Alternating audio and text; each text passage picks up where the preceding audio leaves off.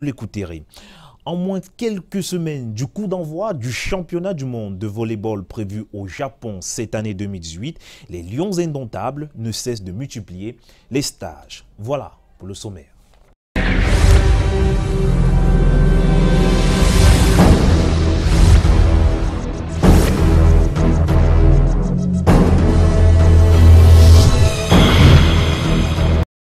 Bienvenue donc à vous au 13h sur Canal 2 International et on ouvre ce journal avec notre chiffre du jour qui est 17. Ce chiffre représente les 17 années écoulées depuis les attaques terroristes contre le World Trade Center aux États-Unis qui a fait en moins 3000 morts en 2001. Ce mardi donc, 11 septembre 2018, les Américains et le monde entier commémorent les attentats du 11 septembre 2001.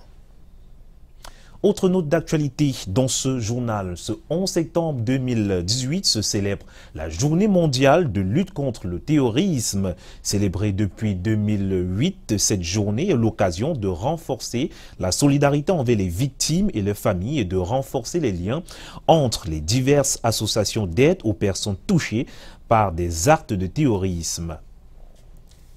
Également dans ce journal, on parle du réseau des femmes, du réseau des défenseurs des droits humains en Afrique centrale qui tient depuis ce matin à Douala un atelier de formation sur les techniques d'observation électorale. L'objectif de cette formation est de mieux accompagner les femmes dans la défense des droits humains en période électorale. Je vous propose d'écouter au micro de Patrick Wanyang, l'un des acteurs de cette formation.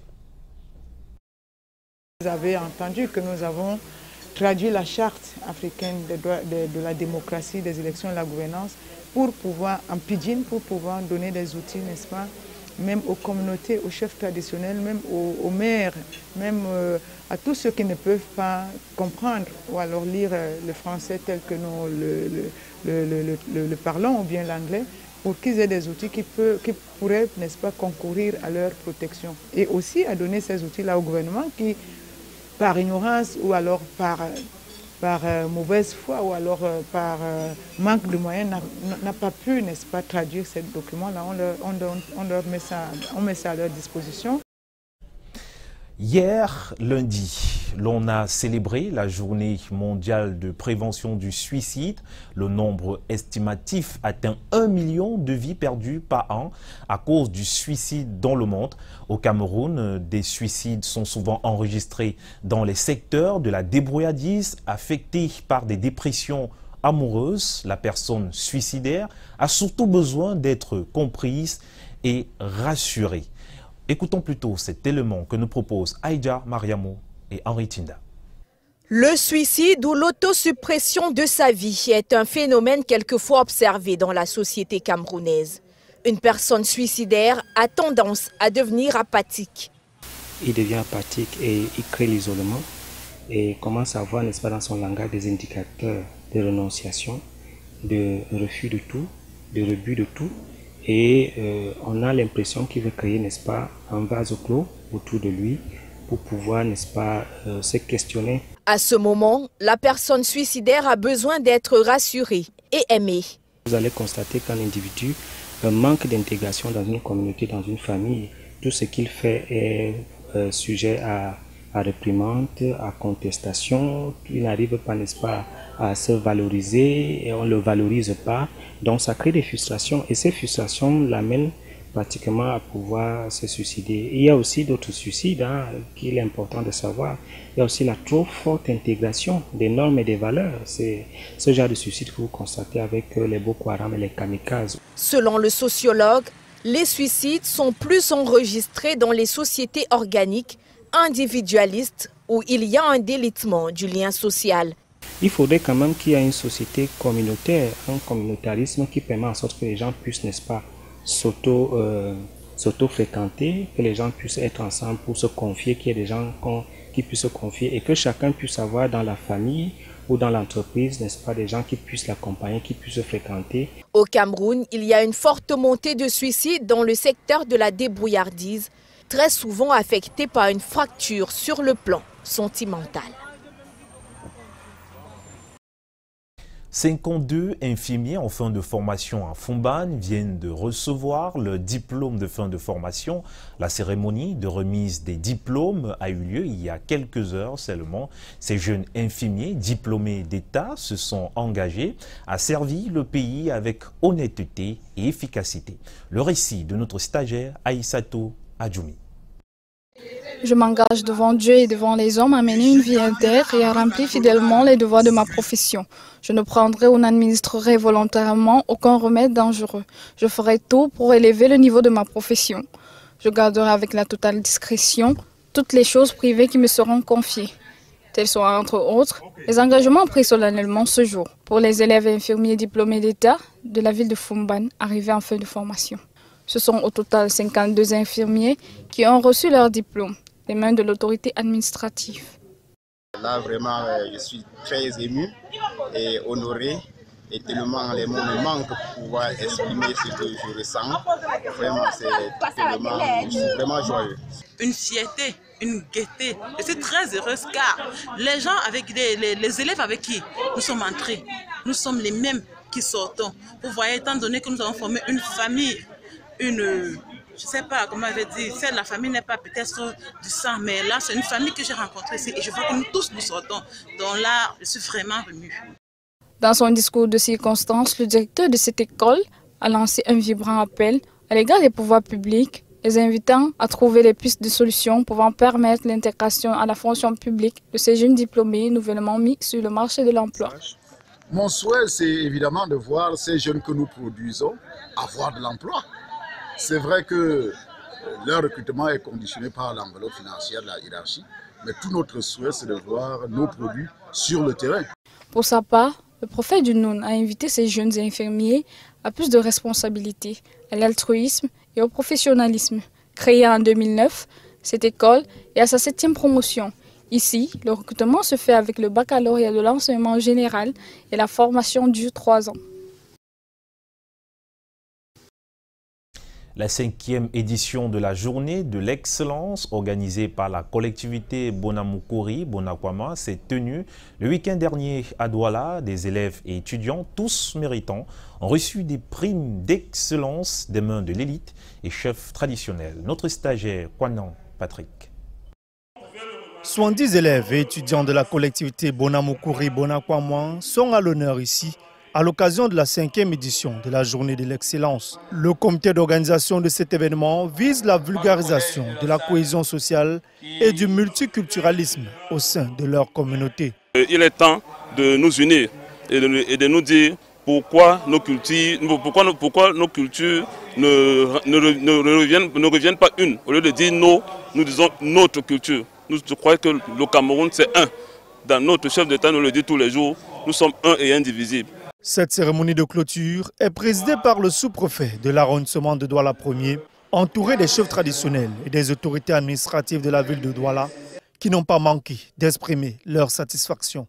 Afin de toujours garantir la réussite sociale des uns et des autres pour le bonheur de la communauté. Afin de capitaliser donc ce succès, cet événement a été institutionnalisé pour garantir la réussite retentissante de ceux qui vont nous succéder demain. Je voudrais saisir cette opportunité pour féliciter une fois de plus Sa Majesté Dissaké pour avoir eu cette heureuse initiative. Ce n'est pas tous les jours que nous vivons ce genre d'événement et ça va créer de l'émulation chez les élèves dans la collectivité. Et je pense que l'émergence dont parle le président de la République se prépare dès à présent dans la collectivité de Bonamukuri. La remise de primes aux meilleurs élèves et étudiants de la collectivité Bonamukuri Bonakwama a servi de clap de fin à cette célébration de 2 jours qui s'est achevée dans le gymnase du collège de la Salle de Douala. Des chefs traditionnels de l'arrondissement de Loum et le sous-préfet enterrent la hache de guerre. La concertation est initiée par le chef de terre. Outre cette crise sociale, les chefs des différentes tribunes, du moins des différentes localités, revendiquent les infrastructures modernes pour le développement de leur ville. Monique Naoussi nous en parle. Les litiges en cours dans l'arrondissement de Loum, exorcisés sous l'arbre à palabres, organisé à l'esplanade d'un hôtel de la ville. Le vivre ensemble est ici mis à mal par des querelles interethniques. Le sous-préfet Pascal Zoua veut y mettre fin. Les chefs traditionnels et moi, nous faisons corps avec le président de la République. Nous gouvernons ensemble ce pays. Nous avons à cœur le développement de l'Oups. Les gens créent des perturbations, les gens mettent en déroute les autres sur la base des associations binômes à Rome. Outre les problèmes de cohabitation pacifique, les chefs des communautés expriment le vœu de voir l'arrondissement de Loum sortir du sous-développement. La demande est tellement beaucoup. Nous demandons les routes, nous demandons des écoles, nous demandons... La demande est longue. Tout ce que nous pouvons avoir dans notre localité. Notre plus grand souhait, c'est d'abord diriger l'arrondissement en département. Parce que nous savons qu'à partir de là, beaucoup de choses peuvent découler.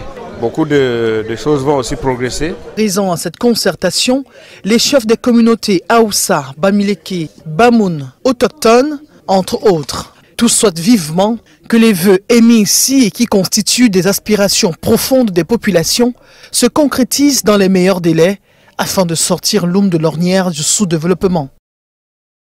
Autre note d'actualité dans ce journal, le Conseil national de la communication organise depuis ce matin à Yaoundé un séminaire de sensibilisation des hommes et femmes de médias. Ce séminaire de sensibilisation a pour thème le discours de haine dans les médias au Cameroun. Rendons-nous tout de suite à Yaoundé pour la deuxième partie de ce journal. Bon après-midi à vous Delphine Fonkouteni. Bonjour mesdames, messieurs, bonjour. 40 jeunes des arrondissements de Yaoundé 1er, Yaoundé 4 et Yaoundé 5 à l'école de la conservation de la viande et de ses dérivés. C'est à l'occasion d'une formation de 10 jours officiellement lancée hier par le ministre des Petites et Moyennes Entreprises, Laurent Sèche et Toundingwa. Le compte rendu de cette cérémonie avec Mariam Mazou et André Marindia. La jeunesse, qui constitue près de 70% de la population camerounaise, souffre dans sa globalité du chômage et du sous-emploi. Pour résorber ce phénomène, le gouvernement de la République et les collectivités territoriales décentralisées ont entrepris un certain nombre d'actions visant le développement des jeunes et leur plein épanouissement. De ce fait, un séminaire atelier est organisé à leur intention à Yaoundé. Le ministre des Petites et Moyennes Entreprises, qui préside l'ouverture de ces assises, n'a pas manqué d'interpeller les jeunes sur leur savoir-faire. Il faudrait que la chaîne carnée qui aujourd'hui est celle qui est concernés par ce projet que nous saluons, une initiative d'un projet gouvernemental qui assure la transformation et la conservation des produits que nous consommons massivement.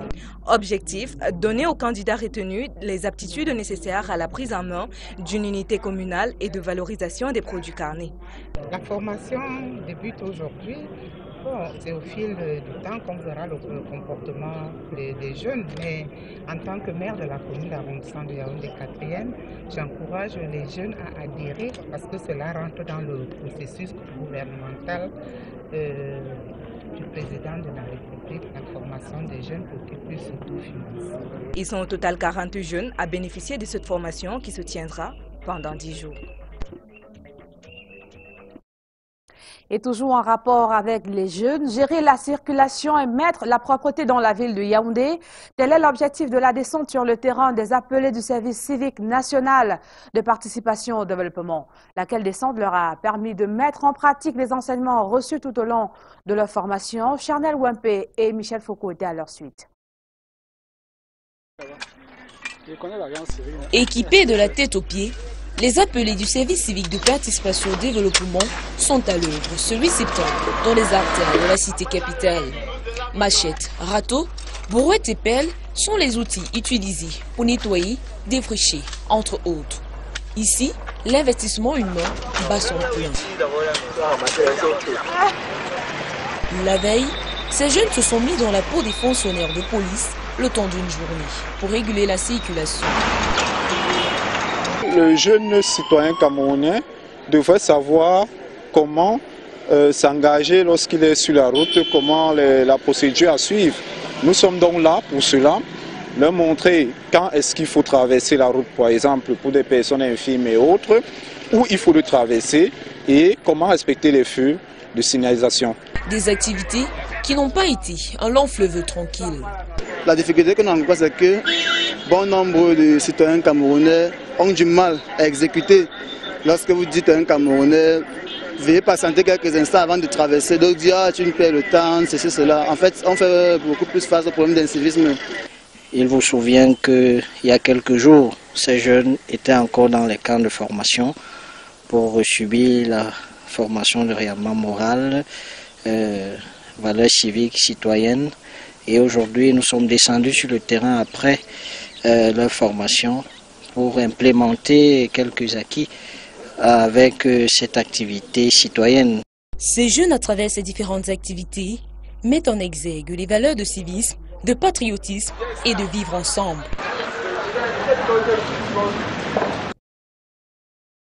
Et dans le même sillage, ils sont une centaine de jeunes désormais aptes à promouvoir la paix et la communication non violente sur les réseaux sociaux.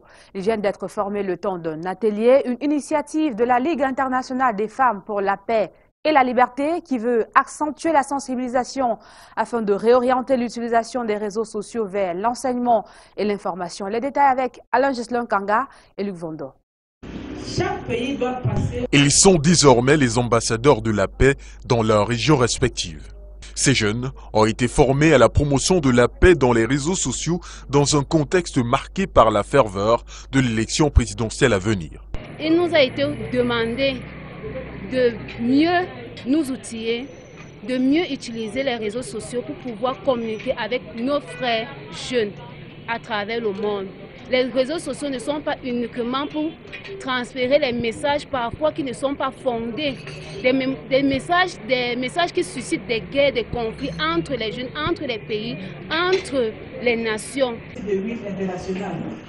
La question de sécurité étant l'un des sujets les plus préoccupants au Cameroun, ces jeunes, à travers les réseaux sociaux, veulent également contribuer à leur manière à résoudre d'autres problèmes. Les jeunes de façon régulière que nous avons formés publient des messages, des posts en faveur de la paix et parfois quand il y a des messages de haine, parce qu'il y en a beaucoup au Cameroun en ce moment, beaucoup de messages de haine qui se retrouvent sur la toile, les jeunes répondent à ce message en essayant de sensibiliser, en faisant comprendre aux gens que les conflits peuvent être réglés par une autre façon que par la violence. C'est de ça qu'il est question.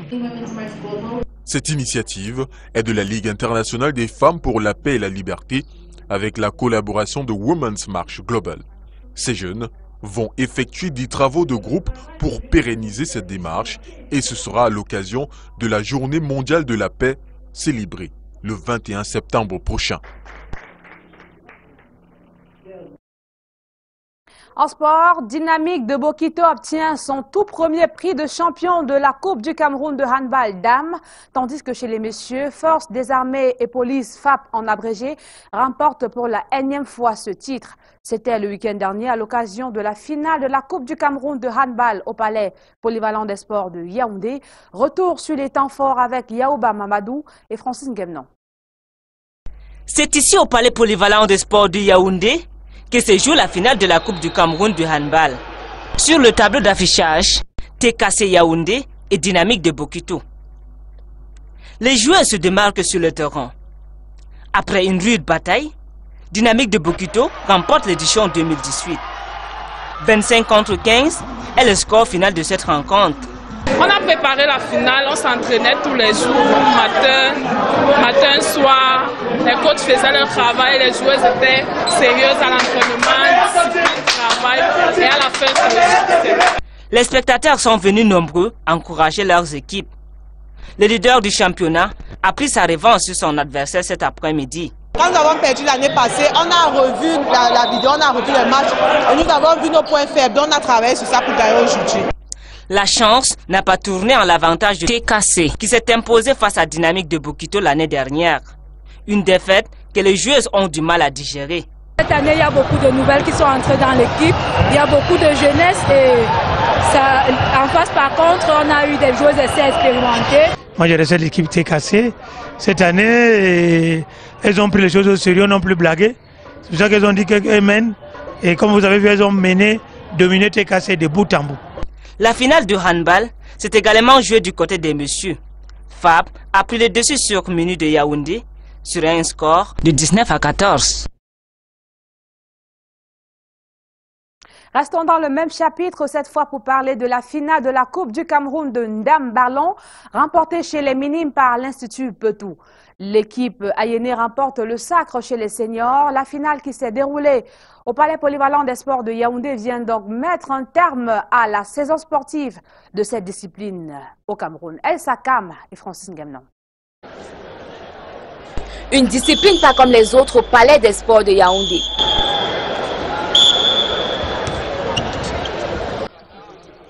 Les spectateurs ont assisté aux finales minimes et seniors du Ndam Ballon. Chez les minimes, c'est l'Institut Petou qui l'emporte sur le lycée de Mendon sur un score de 2-0. Et chez les seniors, c'est l'équipe d'Ayéné qui s'impose face à l'Institut Petou sur un score de 1-0. Finalement, comme tant attendu, on a été les vainqueurs jusqu'à la fin. Ça a été vraiment avec beaucoup de travail, de persévérance, mais l'adversaire n'était pas vraiment facile. Donc il fallait s'y attendre. Donc c'est vraiment quelque chose de ouf, d'énorme. Un peu plus tôt, c'est la lutte qui prend ses quartiers sur le même site. C'est à l'occasion de la finale du tournoi Stéphane Biya, parrainé par le ministre des Sports et de l'Éducation physique. Au nom de Monsieur le ministre des Sports et de l'Éducation physique, remercier tous les organisateurs. Le ministère des Sports et de l'Éducation physique encourage ce genre d'initiative et il sera toujours derrière tous les Camerounais qui veulent prôner l'essor du mouvement sportif national. À la fin de ce tournoi, les vainqueurs ont reçu des médailles et des parchemins.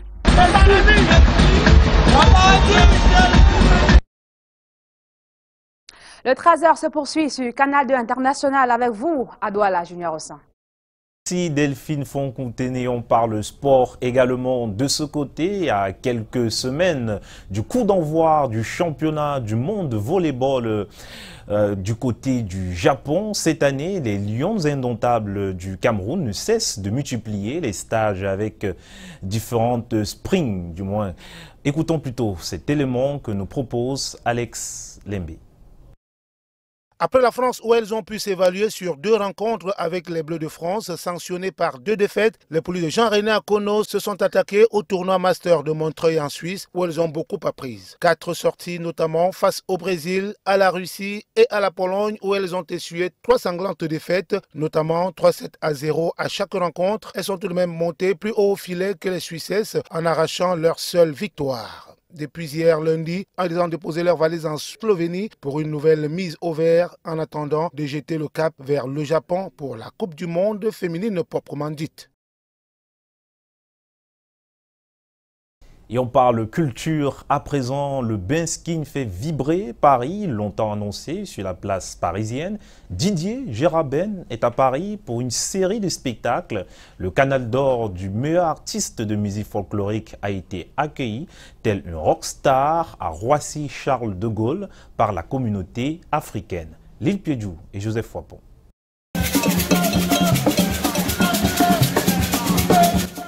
Didier Giraben, accueilli en grande pompe à Roissy-Charles de Gaulle, transformé pour la circonstance en scène de spectacle. Les tambours et maracas ont résonné au grand bonheur du vert, rouge et jaune. Et de nombreux curieux qui n'ont pas manqué d'immortaliser cette danse et musique des peuples bamiliqués dans la région de l'Ouest Cameroun.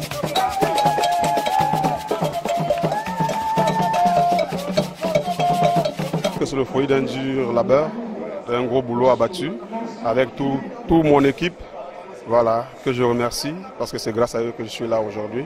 Et je remercie ceux-là qui ont pris l'initiative de me faire venir en Europe cette fois-ci. Un moment exceptionnel pour cet ambassadeur du Benskin, longtemps annoncé sur la place parisienne. Aujourd'hui, le rêve devient réalité. Cette fois-ci, je suis là et je vous promets que ça va déménager. Ma culture qui traverse des frontières, quoi. Moi je suis émotionné. Je laisse les tam-tams au Cameroun, j'arrive à Roissy-Charles de Gaulle en France, je joue les tam-tams. Ça prouve que le Benskin peut traverser les frontières et je ne peux être que content. Didier Giraben fait partie des figures emblématiques de la musique folklorique au Cameroun. À travers cet Europe Tour, le Canal d'or comptent marquer les esprits de cette diaspora, souvent en manque de leur identité culturelle. Dans ce cas, on vous souhaite beaucoup de chance et de bonheur à vous, Didier Giraben. Merci donc à tous d'avoir regardé le 13h sur Canal 2 International. Au revoir.